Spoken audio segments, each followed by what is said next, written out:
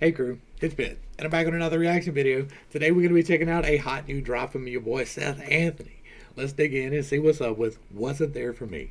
Let's go. Say let's go.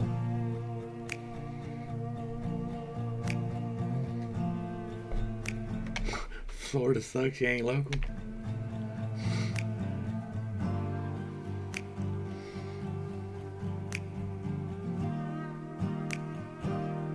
Your state's great. Well, I was 5 years old playing with pots and pans. Mama throwing eggs at daddy fast as she can. Sister cry. Hell, what's going on? Well, it was 4 years later, it was Christmas Eve. Mama in the living room, crying on her knees in a sink. Daddy trying to push her under the couch. Well, it was middle school, I was breaking the rules still and still. Daddy's wee boy, I thought I was cool. A single white trailer, white trash. Next thing you know, mama's at the doctor, got pills. She laid up in bed on 15 paying bills. Stepdaddy's gone, another father left me. Well, it's the same old shit, just a different day. One hand on the Bible, one foot in the grave. Looking back now, it's clear to see Daddy wasn't there for me. I feel that. Like, the circumstances aren't the same, but I feel that, right? Because my daddy chose divorce over not selling dope.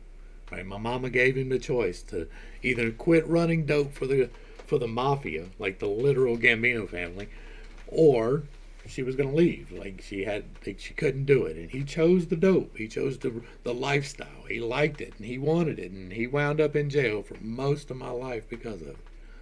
Like, he wasn't there for me. He until I was 14 years old, he was in prison. Like, I remember going visit every once in a while. I remember visiting him in prison more than I remember visiting him at home.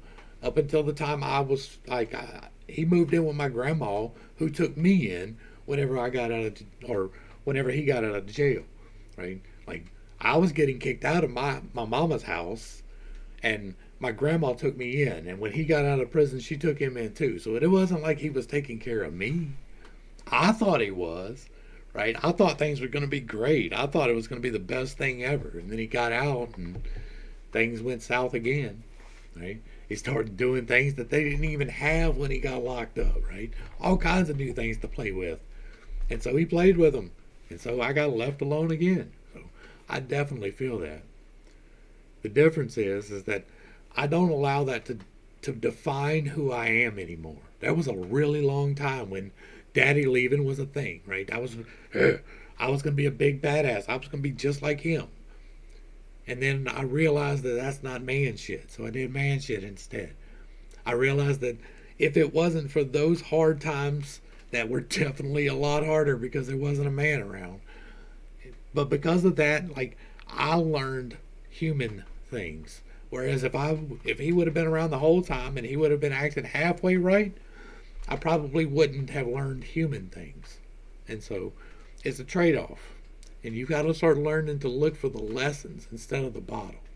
It makes a big difference. How you look at things makes a big difference. The things you see, the lessons you learn, they're there for a reason. Everything you go through is for a reason, even though they suck sometimes. I know, trust me. This is great. This is a man talking about his life and his childhood and what shaped him. And I'm here for that every single time. I love this. This is great.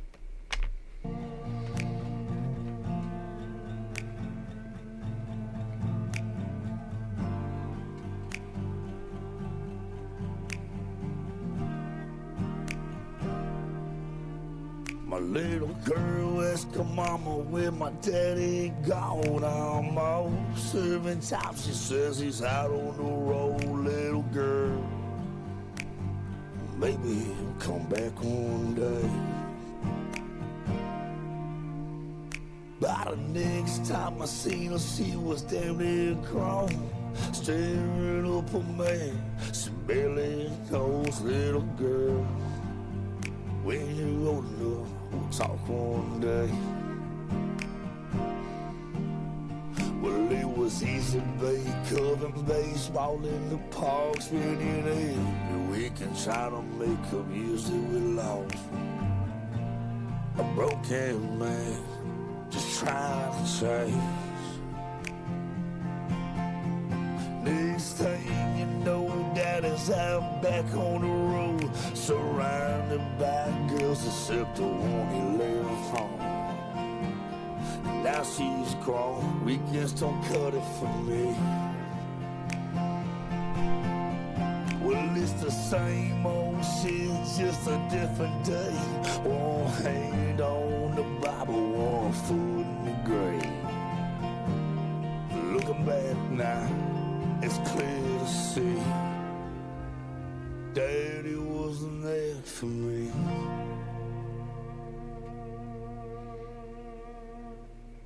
And on that, at least I get to say I lived something different. I made an intentional choice not to go on the road when my children are young. I've had a lot of choices taken from me over the years.